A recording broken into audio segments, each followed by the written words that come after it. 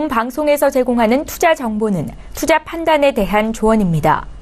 방송에서 제공하는 주식의 가치, 가격 상승 및 가격 하락에 대해서는 방송사에서 보장하지 않습니다.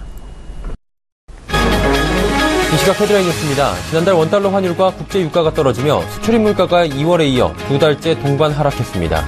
한국은행이 발표한 수출입 물가지수를 보면 전월 대비 수입 물가지수는 2월에 2.1% 내린 데 이어 지난달 잠정치도 2% 또 내려 81.51을 기록했습니다. 지난달 수출 물가지수 잠정치도 2월에 이어 두 달째 떨어지며 84.96을 기록했습니다. 정부는 물가 관계 차관 회의 겸 범정부 비상경제 대응 TF회의를 열고 계란과 수산물 공급을 확대하는 방안을 논의했습니다. 우선 신학기와 부활절 등 수요 증가로 계란 가격이 강보합세를 보임에 따라 타격을 입은 국내 생산 기반을 정상화하는 한편 6월 초까지 태국산 신선란 수입 절차를 조속히 마무리하기로 했습니다. 또 유럽 국가들의 대한 수입 재개 절차를 미리 준비하는 한편 사재기 등 시장 질서 교란 행위에 대해 유통 점검을 강화할 방침입니다. 이동걸 산업은행 회장과 강면욱 국민연금공단 기금운용본부장이 대우조선해양 채무 재조정 문제를 논의하기 위해 처음으로 만났습니다. 지난달 23일 대우조선 경영 정상화 방안이 공식 발표된 이후 강 본부장이 산업은행 관계자와 만난 건 이번이 처음입니다. 이 자리에서 늦은 시간까지 협상을 이어갔고 산업은행은 국민연금이 출자 전환하지 않는 회사채 상환권을 강화하는 협상안을 만들어 막판 설득에 나서는 것으로 알려졌습니다. 직장인에 대한 건강보험료 징수액이 15년 만에 3.7배 늘어나는 것으로 나타났습니다. 한국납세자연맹은 1인당 평균 보험료가 지난 2001년 66만 원에서 2015년 247만 원으로 3.7배 늘었다고 밝혔습니다. 직장인 건강보험료가 많이 늘어난 것은 급여가 오른 데다 2001년에는 3.4%였던 건강보험료율이 2015년에는 6.47%로 2배 가까이 뛰었기 때문으로 분석됩니다. 시청자 여러분 안녕하십니까. 오늘장 내일장 일부 서정덕입니다. 봄비가 좀 내리고 있는 지역적으로는 다르긴 하지만 전국적으로 봄비가 좀 내리고 있다고 합니다. 금요일장이고요. 기분 좋은 금요일장일 수 있는데 우리 시장은 다시 북한발 리스크에 좀 노출이 된 상황입니다. 북한 핵실험 가능성이 다시금 제기가 된 건데요. 조금은 잠잠해지나 했던 지정학적 리스크 대두가 되면서 현재도 양시장 모두 빠지고 있고요. 투심도 악화되고 있습니다. 지속적인 반복 효과는 있지만 어쨌든 재료가 노출이 되면 시장은 식겁할 수밖에 없는 상황입니다. 여기에 미국이 IS 시설을 겨냥해 엄청난 위력의 폭탄을 투하했다라는 소식까지 들려오면서 시장은 가지 못하는 상황이 됐습니다. 이런 상황이다 보니까요. 원달러 환율도 오늘 급등하는 모습 보이고 있고 시장 분위기는 영 좋지 못합니다. 금요일 마무리 그래도 잘 해봐야 되겠죠. 장마감 2시간도 남겨두지 않고 있습니다. 이 시간에 함께 하시면서 전략 세워보시고요. 다음 주 일정들 그리고 전략까지 잡아가시길 바랍니다. 자, 시황 점검부터 해보도록 하죠. 코스피입니다. 코스피 지수 0.6% 하락합니다. 2130선까지 다시 내려왔고요. 2136.11포인트에서 거래가 되고 있는 상황입니다. 일중 흐름 살펴보도록 하죠. 코스피 일중 흐름 같은 경우에는 그래프를 통해서 만나보시면 일단은 장 초반에는 2140포인트를 회복을 하는가 했습니다. 하지만 이내 2140포인트 내줬고요. 현재 2135포인트, 2130포인트 중반에서 위아래로 움직이고 있고 그래프를 보시면 조금 하향하는 곡선입니다. 조금 더 빠질 수도 있겠다라고 열어둬야 될 것 같은 코스피 지수의 모습인데 수급 주체가 어떻게 변화가 있는지 이 부분도 좀 체크해야 될 것 같습니다. 외국인만 팔고 있죠. 개인은 336억 원, 기관은 소폭 삽니다. 90억 원. 하지만 외국인이 451억 원이나 내다 팔면서 투심을 좀 악화시키고 있는 상황입니다. 시가총액 상위 종목들도 살펴보죠. 삼성전자가 210만 원은 지지를 받는데 여전히 좀 하락하고 있고요. 0.9% 정도 하락입니다. SK하이닉스는 5만 원 회복했고요. 현대차, 보합권, 한국전력은 다시 44,000원대로 내려앉았습니다. 6위부터 10위 살펴보죠. 네이버 어제 80만 원을 단숨에 회복을 했는데 다시금 또 80만 원이 무너지면서 79만 원대까지 조정이 나옵니다. 삼성물산도 12만 5천 원까지 500원 정도 하락하고요. 연 이틀 낙폭이 좀 있었죠. 포스코 같은 경우에는 오늘은 강보합권인데 사실 500원 상승 크게 가지 못하는 포스코입니다. 신한지주 오늘 금융주들이 전체적으로 약세입니다. 대우조선해양 채무 문제 때문에 금융주들이 지금 눈치 보기 장세가 이루어지고 있는 상황이고요. 현대모비스가 이제 시가총액 10위로 다시 올라오면서 22만 3,500원, 1,500원 정도 상승하고 있습니다. 11위부터 15위 보도록 하죠. 삼성생명이 시가총액 11위로 내려앉았네요. 10만 8천 원까지 1,000원 정도 빠지고요. KB금융 역시 오늘 금융주들 대우증선회가 채무 문제로 좋지 못하다고 말씀드렸습니다. 눈치 보기 장에서 0.6% 정도 빠지고 SK텔레콤도 1% 넘게 조정 나옵니다. LG화학, SK 모두 하락하는 상황입니다. 코스닥으로 가보도록 하죠. 코스닥은 620포인트는 지지를 받고 있는 상황인데 낙폭이 좀 큽니다. 코스닥도 0.56%나 빠지고 있는 상황인데요. 일중 흐름들 그래프를 통해서 확인해 보시죠. 모양은 비슷합니다. 코스피나 코스닥이나 624포인트까지 장 초반에 반짝 올랐습니다. 그리고 이내 하락 반전했고요. 620포인트는 저점으로 지금 지지를 받고 있습니다. 오늘은 코스닥은 620포인트가 깨지느냐 마느냐 이 부분을 좀 확인을 하셔야 될 것 같고요. 수급 주체 확인해 보도록 하죠. 기관만 삽니다. 252억 원 기관만 사는데 금융투자 투신 연기금 99억 원, 52억 원, 47억 원 골고루 사고 있는 상황이고요. 개인 외국인은 동반 매도하고 있습니다. 시가총액 상위 종목들 살펴볼까요? 셀트리온 오늘도 300원 정도 하락하고요. 카카오만이 지금 빨간불을 켜주고 있습니다. 어느새 이제 9만 원이 가까워왔고요. CJENM은 8만 원 초반까지 밀립니다. 메디톡스도 살짝 조정이 나오고요. 로엔도 약보합권입니다. 6위부터 10위 살펴보죠. 코미팜은 1% 정도 상승, SK머티리얼즈 보합, 컴투스가 그간 좀 13만 원대까지 다시금 치고 올라왔었는데 오늘 조정이 좀 크게 나옵니다. 바이로메드는 어제 9만 4천 원대까지 회복하고 오늘도 2.35% 상승합니다. SFA 요즘에 뭐 호실적이나 전망 좋다라는 이야기 워낙 많이 나왔었는데 오늘 좀 급등하는 모습 보입니다. 4% 가까운 3.59% 상승하면서 7만 8천 원대까지 지금 올라와주고 있고요. 11위부터 15위도 살펴보죠. GS홈쇼핑 시가총액 11위로 밀렸습니다. 21만원 다시금 회복을 하면서 21만 2,700원. 파라다이스 조정이 조금 나왔고요. CJ오쇼핑도 19만원 초반까지 밀립니다. 휴젤, 코오롱생명과학 0.14에서 1.7%대까지 상승합니다. 자, 원달러 환율 어떤지 좀 살펴볼 텐데 지정학적 리스크 부과된 뒤에 또 달러 강이죠. 원달러 환율 0.9%나 상승하면서 1139원 90전입니다. 1140원대 목전에 지금 두고 있는 상황입니다. 국내 양 증시 흐름 여기까지 살펴보도록 하죠.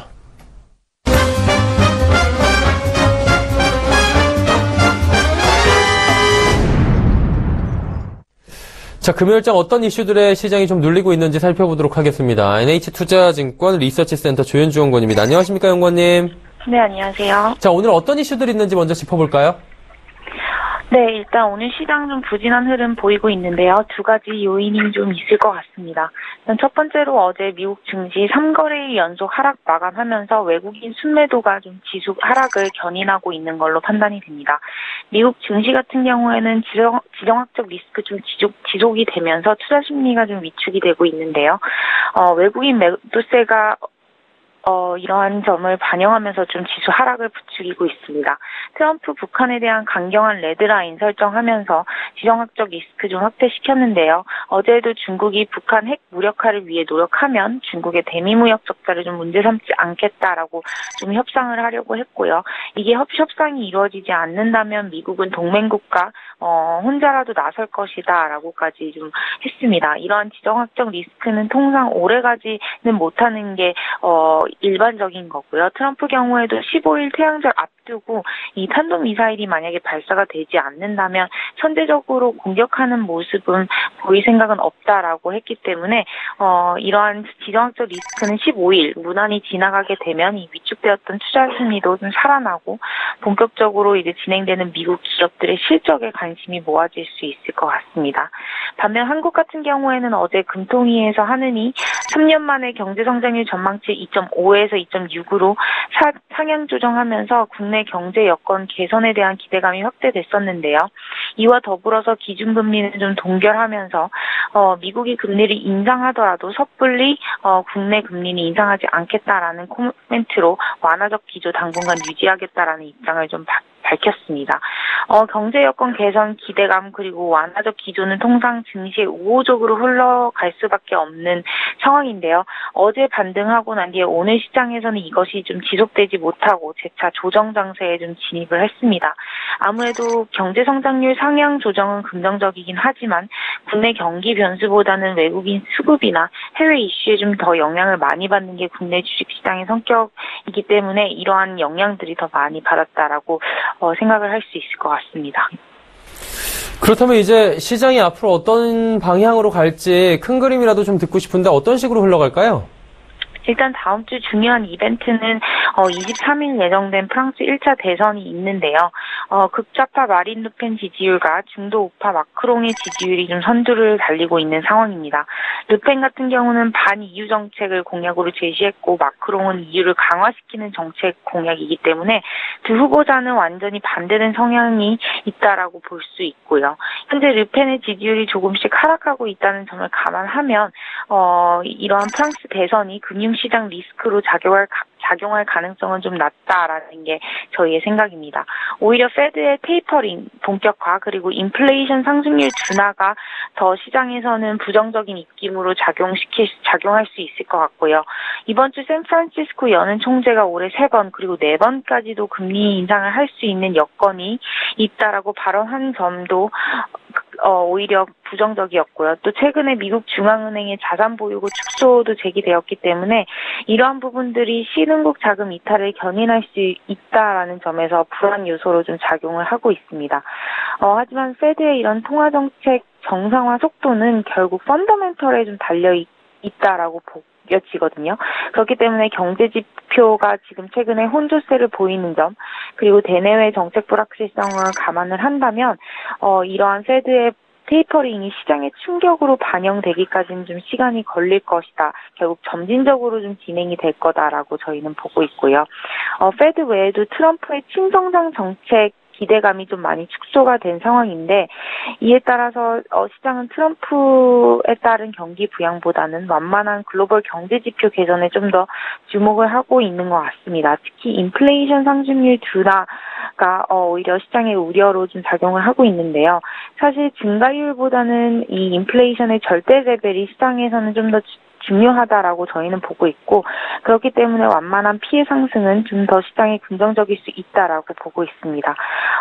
결국에는 프랑스 대선, 지정학적 리스크, 페드의 테이퍼링 이런 것들이 꼬리 위험으로 확대되기보다는 다음 주 점차 시장은 좀 안정을 찾을 수 있을 거라고 저희는 보고 있고요.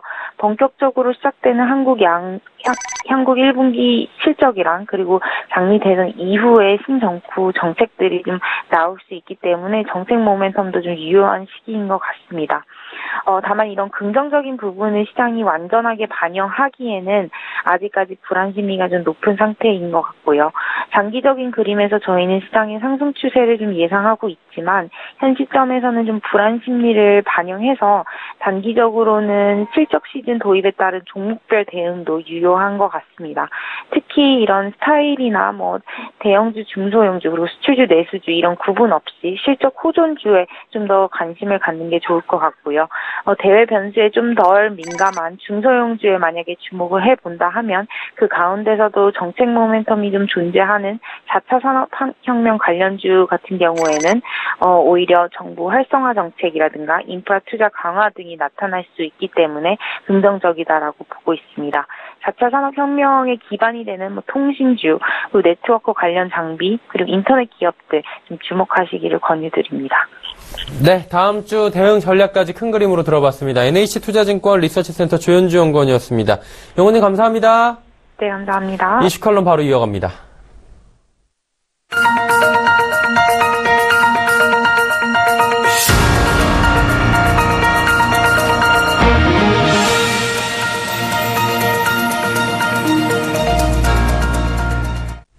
마켓 리더들과 함께하는 시간 이슈 칼럼 시간입니다. 이슈 칼럼 들어가기 전에 지금 시황을 잠깐 짚어본 코스피는 13포인트 정도 하락이고요. 코스닥은 3.78포인트 하락하면서 620선은 현재 지지를 받고 있습니다. 원달러 환율 오늘 급등하면서 1139원 60전 여전히 기록하면서 1140원대에 거의 목전에 두고 있는 상황인데 이런 전반적인 상황들이 왜 일어나게 됐는지 한번 여쭤보도록 하겠습니다. GFM 투자연구소 이진우 소장 전화 연결돼 있습니다. 소장 안녕하세요. 네, 안녕하세요. 오늘 스튜디오에서 못 뵙네요. 예, 좀 죄송하게 됐습니다. 아닙니다. 네. 예, 오늘 그래도 좋은 이야기 또 많이 해주실 것 같은데 저희가 지난주에 미중 정상회담 열리고 나서 이 이야기 좀 해보자고 말씀드렸잖아요. 네네. 예, 먼저 여쭤보겠습니다. 결과평가 좀 궁금하고요. 미국이 네. 북핵 이슈 해결을 위해서 중국을 좀 압박하는 여러 가지 빅딜 카드들을 내놨다라고 하는데 그것들이 이제 국내에 어떤 영향을 주고 있는지 한번 종합적으로 들어볼게요. 네, 그러고 보니 지난 일주일 참 이렇게 급박하게 진행된 한 주간이었습니다. 지난주 금요일 날 우리가 방송할 때만 하더라도, 뭐 시차로 인해서, 미중 정상회담이 열리기 직전이었죠.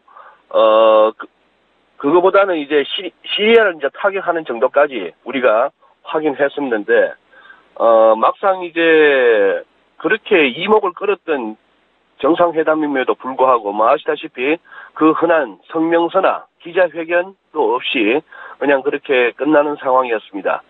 전반적으로 보았을 때 미국 쪽에서 사실상 그렇게 준비가 되어 있지 않았었다 하는 그런 느낌을 가질 수가 있고요. 시진핑 주석도 어떻게 보면은 뭐 손님 불러다 놓고 말이죠. 바로 뭐 시리아에다가 토마호크를 갖다 퍼붓고 그 얘기를 하고 나서 뭐 시진핑 주석이 한 10초 동안 말이 없더라 이런 얘기를 갖다가 또 대놓고 뭐 방송 같은 데서 얘기하는 트럼프 대통령을 볼 때 뭐 시진핑 주석의 속마음이 어떻게 알겠습니까만 제가 짐작한 데는 아마 좀 우스웠을 것 같습니다. 뭐 그걸로 인해서 두려워한다거나 하기보다는 지금 우리 중국보다 분명 군사력에서 앞서는 미국의 지도자라는 사람이 이토록 좀 가볍구나 하는 생각과 좀 예측 불가능이긴 하지만 뭔가 좀 사람이 천박해 보인다 하는 그런 느낌을 가졌을 법하고 그냥 시진핑 주석으로서는 본인이 원하는 사진 얻어갔고요. 중국 언론에 이렇게 충분히 뭐 잘하고 왔다는 정도를 하는 상황이고 또 뭐 100일 계획 이런 걸 얘기하는 걸로 봐서는 양쪽 다 준비 없이 만난 회담이었고 서로 간보는 정도 그리고 결국 시간을 버는 거에 불과한 그러나 이후 뉴스의 흐름을 보자면은 어느 정도 큰 그림에서의 또 딜이 현재 이루어지고 있는 것 같습니다. 뭐 당장 또 전쟁을 꼭 한반도에서 전쟁이라도 일어날 듯한 그런 며칠간이었습니다만 이제 결국 북한을 최대한 달래는 쪽으로 평화적으로 현재로서는 한번 풀어보자 하는 그런 상황인데 모르죠. 지금 또 북한도 저쪽도 뭐 누구 못지않게 예측 불가능하고 또 황당한 집단이기 때문에 여전히 뭐 북한 외무성의 협박 발언도 이어지고 하는데요. 아직까지 우리가 확인해야 될 4월 15일 태양절, 이른바 태양절, 김일성 뭐 생일 그리고 27일 무렵에 인민군 창설 기념일 등등이 있어가지고 어떻게 될지는 모르겠습니다만 현재 뭐 미중이 어쨌거나 이걸 갖다가 잘 풀어보겠다 하는 측면 그런 의지를 보이고 있기 때문에 시장은 그럭저럭 뭐 불안한 살얼음판 장세를 이어가고는 있지만 완전히 그 지정학적 위험으로부터 자유롭지는 못한 그런 상황으로 판단됩니다. 결국 이 둘이 만나갖고 화끈하게 어떤 담판을 지었다기보다는 서로 이렇게 의중을 떠보고 어떠한 딜을 살짝 해보는 그런 모습 정도였다라고 이야기를 해볼 수 있을 것 같아요. 그렇습니다. 트럼프의 대선 공약이 중국을 환율 조작국으로 지정하고 대중무역에 대해서 적자폭을 지금 보전하겠다 뭐 이런 얘기였잖아요. 결론적으로 보면. 네네. 이게 지금 빅딜이 일어나지 않았습니까? 결국에 대선 공약 파기하고 북한 좀 잘 설득하든지 뭐 어떻게 해라 뭐 이런 쪽으로 갔다가 언론에 나오고 있는데 어쨌든 네. 대선 공약 파기를 했습니다. 이 부분은 어떻게 저희가 시장에서 받아들여야 되나요? 네. 지금 뭐 최근 며칠 사이에 또 나왔던 우리 보도만 보더라도 트럼프 대통령의 뭐랄까요 신실하지 못함 결국 대통령이 되는 과정에서는 마구 쏟아내었던 그러한 발언들을 막상 대통령이 되고 나서는 지키지 못하고 있는 부분을 우리가 확인하게 되는데요. 뭐 환율 조작국 지정 안 한다 이것뿐만이 아니고 뭐 최근 나왔던 얘기들 중에는 그것도 있죠. 자기는 이렇게 당선되면은 옐런 자른다고 했습니다. 연준 의장 옐런 자른다고 그랬고 했는데 이젠 또 대놓고 좀 이렇게 표현이 그런데요. 난 뭐 솔직히 까놓고 말해서 뭐 이런 표현입니다. 우리말로 치면은 그런 걸 갖다가 이렇게 대통령이 이렇게 뭐 무슨 시중 잡배처럼 나 솔직히 까놓고 말해서 저금리 정책 좋아해.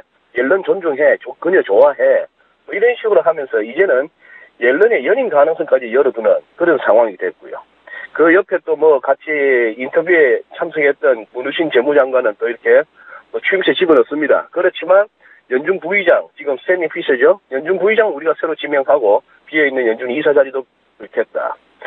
그나마 이제 비둘기파적인 완화적인 옐렌의 쪽에 비해서 스탠리 피셔는 그래도 내파적, 즉 함부로 돈 푸는 것에 대해서 조금은 경계하는 그런 식으로 우리가 시장에서 인식되어 왔는데 결국 누구나 지도자 입장에서 자기 편한 길을 원하는 것이고 그렇게 오바마를 위해서 저금리 정책을 한다면서 비난했던 옐런에 대해서 이렇게 돌아서는 모습, 환율 조작국도 없었던 모습. 그 이유도 간단합니다. 최근 몇 달 동안 환율 조작 안 했다. 트럼프 대통령의 발언인데요. 뭐 그런 식이고 지금 예를 들어서 그런 걸로 지적하면은 북한 문제 해결하는데 별로 도움이 안 된다. 솔직하다고 할까요? 아니면 뭐 솔직함의 어떤 전략이라고 할까요? 아니면은 뭐 속에 뭘 담아두지는 못하는 사람이라고 할까요? 어쨌거나 초반에 반이민 행정명령이라고 우리가 일컫는 그런 행정명령하고 트럼프 케어의 자초 이후에 우리가 이제 눈여겨볼 것은 트럼프 대통령이 이 대통령이면 다 될 수 있다 하는 부분이 안 된다는 거 확인했고 본인의 어떤 참모들 중에 뭐 스티브 벤을 비롯한 이쪽 몇몇 아마추어적인 정치권에서 보았을 때는 아마추어적인 사람들을 배제하면서 새롭게 뭐 이제 쿠셔너가 부각하고 이런 등등이 있습니다만 요약하자면은 트럼프 이러다가 얼마 못 가서 옛날 지미 카터 꼴 나겠다 하는 생각이 듭니다. 뭐 한 1년 정도도 안 돼서 그런 생각이 드는데 그 바람에 지금 뭐 그렇다면은 달러 강세에 대해서도 상당히 그걸 했습니다만 그거 하죠. 우리 달러원 차트 한번 보여주시겠습니까? 아까 시황 말씀하시면서 또 전일 대비 10원 가까운 급등이라고 말씀하셨는데 우리 달러원 차트를 보자면은 이 와중에 도대체 기업들을 비롯해서 또 우리 뭐 외환 딜러를 비롯한 환율을 가지고 투자하시는 분들이 어떻게 대응해야 할까 참 난감하다는 생각이 들 수밖에 없습니다. 오른쪽 부분에 보시자면은 느닷없이 이제 또 한반도의 지정학적 리스크가 부각되면서 1150원 더 열듯한 그런 모습이 어제 또 선물 옵션 만기를 맞이해서는 또 주가가 급격하게 뛰고 환율은 또 급격하게 내려가고 트럼프 발언이 컸습니다만 오늘 또 금방 올라오는 이 모습 즉 방향성 없이 왔다 갔다 하는 이 모습 이것은 달러 인덱스를 비롯해서 뭐 다른 통화들에서도 마찬가지인데요. 드리고 싶은 말씀은 아직까지 시장이 방향성을 잡지 못한 상황입니다. 이런 와중에 이른바 마켓 팔로워 시장을 쫓아갈 수밖에 없는 일반 개인 투자자 입장에서는 어떤 예견 미리 이렇게 될 것이다라고 보고 움직이는 것은 자칫 우왕좌왕 손절만 뭐 납치되거나 수수료만 이렇게 지불하고 끝나는 상황이 크죠. 지금으로서는 조금 더 우리가 시장이 방향성을 잡을 때까지 지금은 변동성만 큰 장이에요. 이런 상황에서는 좀 거래를 좀 쉬는 것도 방법이다 하는 생각이 듭니다. 즉 모를 때는 쉬자 하는 얘기입니다. 환율 같은 경우에 좀 걷잡을 수 없다 보니 이 전문가분들도 이 정도로 종잡을 수 없으면 일반 투자자들 같은 경우엔 그리고 시장 참여자들은 감히 이제 쉽게 범접할 수 없는 범위까지 온 거거든요. 이럴 때 좀 쉬자라고 그렇습니다. 말씀을 해주신 거고 한 가지만 그 달러 관련해서 좀 여쭤보고 다음 얘기로 가고 싶은데 트럼프 대통령이 달러 너무 강해라고 이야기했다고 또 했다고 해요. 이 부분은 시장에서 이제 반응이 있나요? 이런 말을 하면? 예. 거기에 대해서 뭐 하루 정도 반응을 했습니다만, 그 이후에 이제 사실상 참 재밌게 됐습니다. 어떻게 보면은 우리 뭐 칼빈슨이 한국으로 온다 등등의 뉴스가 전 세계 모든 언론 매체에 보도되고 할 무렵 이럴 때 우리 서울 외환시장에서는 당장 우리 현안이니까요. 그래서 우리 원화의 약세, 즉 환율이 급등을 하는 모습을 보였습니다만 전체적으로 봐서는 오히려 달러가 약세를 보이다가 그리고 이제 마지막 파이널 펀치로 이제 달러가 너무 강해라는 트럼프 발언에 반응하는 이후로는 다시 이렇게 달러가 또 이제 반등이 나서는 모습인데요. 트럼프 대통령의 말로만 가지고 달러가 약세로 갈 수 있는 그런 어떤 시장 구도나 세상은 아니라고 봅니다. 지금 아직까지 뭐 좀 이렇게 확인해야 할 부분들이 많고요. 그리고 시장에 논리가 없다는 부분. 그래서 어떻게 보면은 뭐 거래하시는 분 어렵다는 거야 하루도 안 어려운 시점이 없는데 적어도 사후적으로 해설하는 사람들 입장에서는 일단 시장 돌아가는 거 보고 나서 뒤에는 말 맞추기를 해서라도 이건 이래서 이렇습니다 저래서 저렇습니다라고 할 수가 있는데 지금은 그것조차도 어려운 국면이라는 얘기죠. 그렇기 때문에 지금 뭐 굉장히 혼조세 조금 이렇게 달러 부분도 좀 더 지켜보실 필요가 있다고 봅니다. 뭐 칼빈스노 이야기 나온 김에 북한 이야기 바로 가보도록 하겠습니다. 북한발 리스크가 좀 어제 해소되나 했던데 오늘 또 북핵 관련 북한 외무성에서 뭐 우리는 핵실험할 수도 있다 이런 얘기도 하고 있고요. 하여튼 그 친구들은 심심하면 그러는 것 같다라는 생각을 하긴 하는데 어떻게 보세요? 이게 해소가 안 된 거죠 아직? 뭐 해소가 안 됐다고 봐야죠. 네네. 뭐 북한의 반응은 옛날 뭐 이렇게 비유할 수 있습니다. 옛날 우리 뭐 마이크 타이슨은 이미 뭐 은퇴한 선수이긴 합니다만 복싱계에서 우리 전설이죠. 돌주먹. 그 선수 한참 전성기 때 거기에 도전하는 모든 선수들이 뭐 인터뷰나 이렇게 경기 시작 전에는 나름대로 대비책이 되어 있다. 뭐 그를 갖다가 누일 방책이 있다. 말은 다 그렇게 합니다만 타이슨의 반응은 그거죠. 누구나 그럴듯한 계획은 있는데 내한테 처맞기 전까지는 계획이 있다. 이런 얘기죠. 뭐 그렇게도 얘기할 수 있습니다만 뭐 북한으로서는 저렇게 해야지 뭐 어떡하겠습니까? 꼬리 내릴 수는 없는 것이고요. 그런데 문제는 우리 지정학적 리스크라는 것을 그동안 항상 이렇게 거기에 대비해서 던지고 나면은 장은 다시 돌고 그때마다 후회했더라는 차원에서 이번에도 이 상당히 심각한 지정학적 위기임에도 불구하고 시장의 대응은 뭐 차분했다고 볼 수 있겠습니다. 그러나 뭐 차트상으로 한번 말씀드리죠. 우리 코스피 일간 차트도 한번 띄워주신다면은 말이죠. 어제 있었던 그 급반등도 옵션 만기를 맞이해서 결국 최근 지정학적 리스크에 대비 리스크에 기대는 어떤 하방 배팅론자들 갖다 이제 거들내기 위한 그런 것도 보입니다만 기술적으로는 작년 11월 9일 즉 트럼프 당선 이후에 이른바 트럼프 랠리의 추세선까지 밀렸던 증시가 아직은 이 선을 깨고 내려갈 정도는 아니다 하는 차원에서의 반등으로 보실 수도 있겠습니다. 아래쪽에 보조적 기술 지표들 보시면 거래량 감소하고 있고요. MACD나 RSI 등에서 아직 주가가 바닥을 쳤다는 신호는 없다는 거 염두에 두시고 또 하나 같이 봐야 될 것은 다우지수입니다. 다우지수는 3월 1일 날 그때 급등이 나오고 그 다음날 바로 또 음봉이 나왔을 때 그때 우리 정덕영 교수님 기억하시겠죠? 저것은 굉장히 기술적으로 안 좋은 신호다라고 제가 말씀을 드렸는데 그 이후 다우지수의 흐름을 보자면은 교과서적인 즉 기술적 분석의 교과서적인 흐름대로 역시 흘러내리는 양상입니다. 다만 이렇게 오른쪽 부분 보시면은 최근 흐름이 윗꼬리 아랫꼬리 달리면서 장중 변동성이 커서 우리가 잠자리에 들기 전에 보는 미국 증시 그리고 아침에 눈 떠서 보는 폐장 이후에 장 마감 이후의 상황이 다를 때가 굉장히 많은 흐름입니다만 다우지수에서 주목하실 것은 5일선, 21선, 61선이 모인 가운데에 지금 이른바 데드크로스 즉 아래쪽으로 흘러내릴 듯한 모습을 보이는 이 장이라는 얘기죠. 뉴욕 증시에서도 기술적으로 아직까지 단기 차트나 중기 차트에서 바닥 신호 아직 안 보입니다. 그렇다면은 옵션 만기일은 그럭저럭 넘겼을지는 모르겠으나 그 이후에 지금 흐름 그것이 북한 문제가 되었든 간에 아니면 무슨 뭐 유럽발 뭐 불확실성이 되었든 간에 등등으로 했을 때 지금 시장에 아직까지 이것을 갖다가 모든 불확실성이나 리스크가 해소되고 이제 다시 상방으로 방향을 잡아야 된다라고 지금 시장이 준비되었다고 보시면서 포지션을 잡으셔서는 안 되겠다는 말씀. 그 말씀을 오늘 꼭 드리고 싶네요. 아직은 시장 굉장히 프레절합니다. 즉 깨지기 쉽다는 얘기죠. 네, 저번에 들었던 그 모양이 아직까지 계속 상존을 하는 거 보면은 시장이 언제든지 깨질 만한 확률이 있는 좀 위험한 장이다라고 확실히 보이는 것 같은데 네. 그런데도 불구하고 한국은행 같은 경우는 어제 경제 전망치를 오랜만에 이런 일이 굉장히 유례적이라고 하는데 이례적 2.5에서 2.6%로 0.1%에 불과하지만 올렸어요. 네. 근데 지금 사실 살고 있는 우리나 아니면 시장 참가자들이나 모든 사람들은 여기에 피부에 와닿는 그런 건 아닐 것 같은데 한국은행은 왜 이걸 올린 걸까요? 내리는 것보다야 듣기는 좋겠죠. 듣긴 좋죠.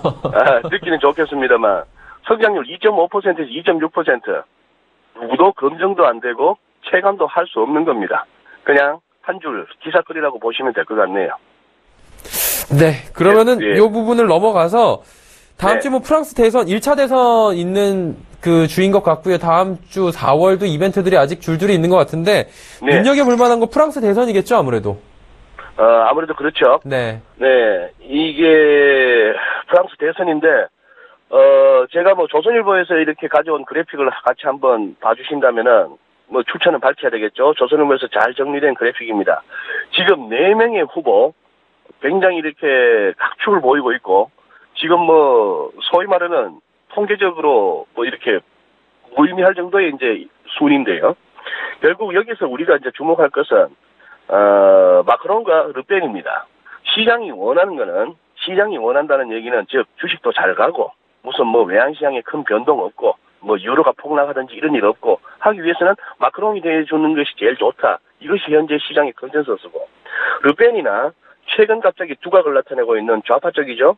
장릭 멜랑숑 후보, 이 후보, 자, 이 4명 중에 누가 1차 투표에서 1, 2등을 해서 2차 결선 투표 5월 7일 날 결선 투표에 갈지는 사실상 막판까지 까봐야 됩니다. 르펜 합니다만 르펜이 1차에서 안 될 가능성도 없잖아요. 있고요. 피용은 맛이 같다라고 합니다만 피용도 아직까지 살아있는 카드고요. 마크롱 합니다만 마크롱에는 상당히 거품이 끼어있는 부분도 염두에 두셔야 되는데 이 사람들이 어떤 공약을 내세우고 우리가 그거 일일이 알 필요는 없는데 문제는 프랑스도 우리 한국도 전 세계가 지금 어느 후보다 하더라도 내가 국민의 과반 이상의 지지를 얻는다 할 만한 사람이 없고 그런 나라가 없습니다. 그것은 후보의 어떤 그 자질 문제이기보다는 시대가 어떤 시대인가 하면은 세대 간, 계층 간, 그리고 어떤 빈부에 따라서, 지역에 따라서, 이런 식으로 해서 또는 이념에 따라서, 정치 철학에 따라서 너무 많이 갈린다는 것이죠. 즉, 한 30% 정도의 지지만, 탄탄한 지지만 갖고 있어도 60, 70%에 달하는 못마땅한 세력들이 있음에도 불구하고 대통령이나 총리로 나라를 이끌어갈 수 있는 세상입니다. 그러니 늘 불안하고, 늘 시끄럽고, 항상 불만 세력은 있고, 그럴 수밖에 없는 거죠. 그것은 우리나라 현실도 우리나라 대선에도 적용될 수 있는 내용인데요. 그냥 지금 프랑스 대선은 끝까지 가봐야 한다. 지금 여론조사 같은 거 믿을 때는 아니다.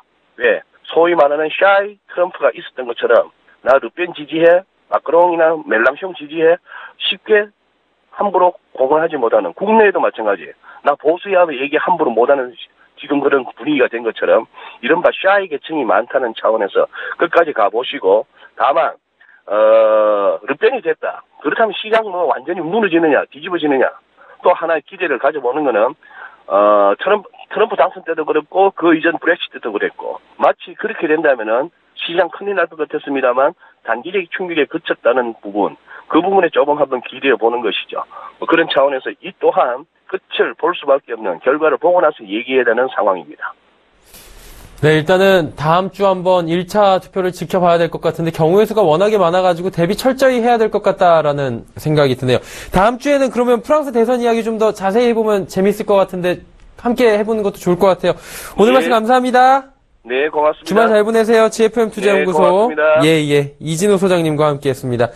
자, 오늘장 내일장 1부 함께 하셨고요. 2부 예고를 해드리도록 하겠습니다. 2부는 짧은 시간 동안에 많은 종목들을 설명해드리는 라이브 매매타임이 준비가 되어 있습니다. 라이브 매매타임 두 분과 함께 할 텐데요. 주식탐탐의 이재모 팀장, 동부증권 버머지점의 이영환 차장과 이야기 나눠볼 예정입니다. 함께 하시면서 참여하실 수 있는 방법이 있습니다. 100원의 정보 이용료 추가되는 샵 0082번으로 종목 상담 남겨주시면 되니까요. 지금부터 종목 상담, 종목, 가격, 매수 비중 꼭 적어서 보내주시길 바랍니다. 저희는 잠시 뒤 2부에서 뵙겠습니다. 고맙습니다.